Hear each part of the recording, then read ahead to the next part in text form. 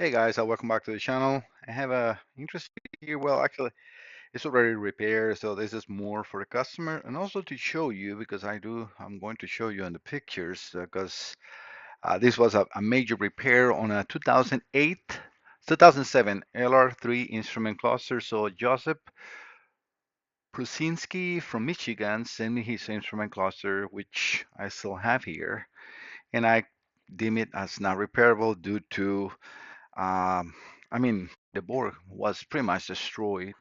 So let me just show you a few pictures of how the board look. I mean, you can see there, and this is just the tip of the iceberg. This is the connector. Somebody did, I don't know what in there, and it was just too much. So let me see if I have another picture of his. You can also see his video. This is actually me working. And now you can see this. So I remove his microprocessor and flash memory, which in this uh, cluster is almost impossible. I'm gonna tell you, I have invested, I don't know how many hours. I worked on these yesterday, probably till 7:30 p.m., 8 p.m. from 4, removing the original, and then now today from 8 till midday. So we're talking about almost 8 hours invested on trying to help him with not really guarantee because I don't know if this instrument cluster is going to power up. I mean, I did check his donor coming from eBay. It's good, it's in good condition and it power up. But I don't know anything about his microprocessor or flash memory because I mean, I wasn't the one who did that. And it was just butchered. I mean, whoever tried to clean and resolder the micro, it was just shorted pins everywhere. I'm like, so I don't have high hopes. But I said to Joseph, let me try to help you because um, he no longer has the information. Clone it to another one is impossible because he says, I tried to communicate, I couldn't. So let me try to move those to a new donor and see what happens. So here we are. All right, so I already now created a connector, so no longer wires. As you see, I created a connector over for my universal test platform, so no longer have to have all those wires hanging in there, and I make enough length. So for future repairs, I got plenty of work, or I mean, faster to work. So I'm going to do the ignition. I didn't see anything movement battery. Let me move the needles to a different position because that's what we're looking for. If they don't move, this is dead. It's moving. Okay, that's actually really good. All right, so ignition on. Oh, wow, this is coming on. Mileage 169,064.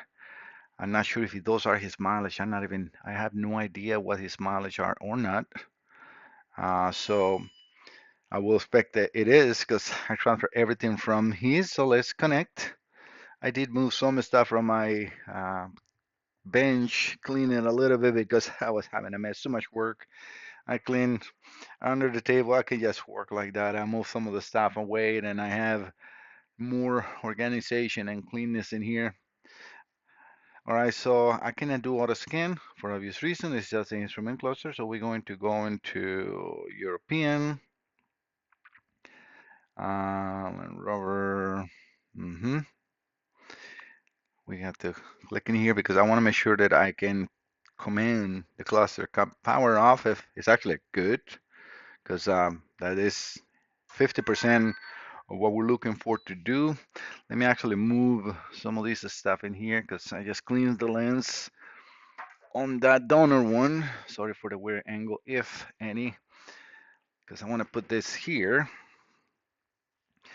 All right, so manually select.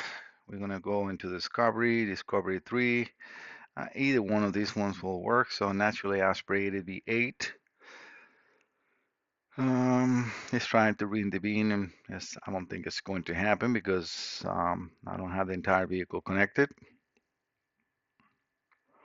But I will go through if, again, everything is good. I have high hopes because of the needles moving up and down, and Okay, let's and powering up. So all the ding and everything was properly as it is. So instrument cluster IPC. All right, so we're going to, in instrument cluster, we're going to do actuation tests. We're going to scroll down. I'm very familiar with these ones. I work a lot. So let's do the tachometer first. I think this is the one that's in weird degrees. I want to go into 50 degrees. Yeah, this is the one that has like a 12.75 or so. Not a perfect 50%. Don't ask me why. And that is always like that, not only in the tachometer, but let's see. Okay, guys, this is good news. Hey, Joseph, this is good news. We have communication. I can command your instrument cluster with the scanner. I think this is a good to go. All right, so I'm going to exit this one and we'll come back to that. Let's do the field gauge and we're going to select the field gauge to 50%. The rest they'll all go to 50%.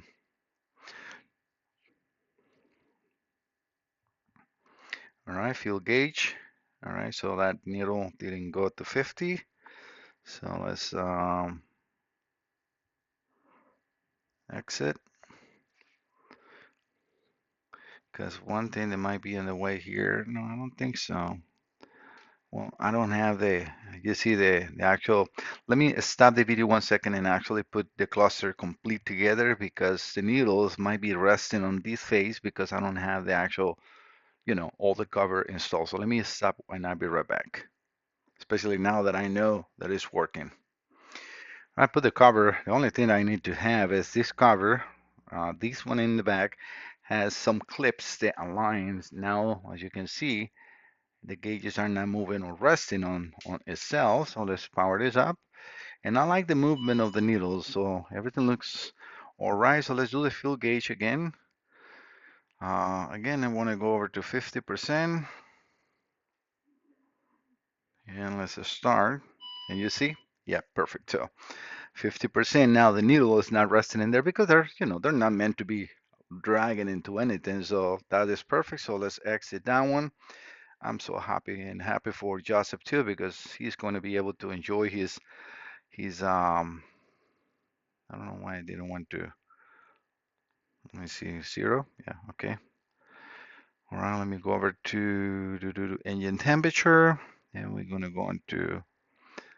I probably will do that after before I exit. I click on 0, so 50% temperature gauge. Start now. That's perfectly in the center, and let's do 0. Like that, the gauge goes back to 0, even though the temperature will actually go up. But yeah, that's 0. So when we exit, that should go up, and it did. Last one, the speedometer. We're gonna do the same thing, and these ones are good as far as 50% goes. Oops, too much. All right, 50%, and we can see that that is exactly on 50%. I am very happy feeling that I can help somebody, especially, when you have no choice that either junk the car because not even the dealer can sell them one because the car is no longer, or the instrument cluster, they don't make it no more. So yes, you can try to find a programmer and program the being and information, but this is not just that. This is also the immobilizer, so it's a lot more intricate than just a regular instrument cluster. And I have never done that on these ones. But this, I think I feel very comfortable. I see the instrument cluster working good. All right, guys, St. Joseph, thank you so much for visiting the channel. Don't forget to subscribe. If you have an LR3 instrument cluster, just send that over to me. I think I charge a fair price for my repairs, for my time, for my knowledge, and also to load the videos of before and after. Nobody else is doing that because you know what? It takes time.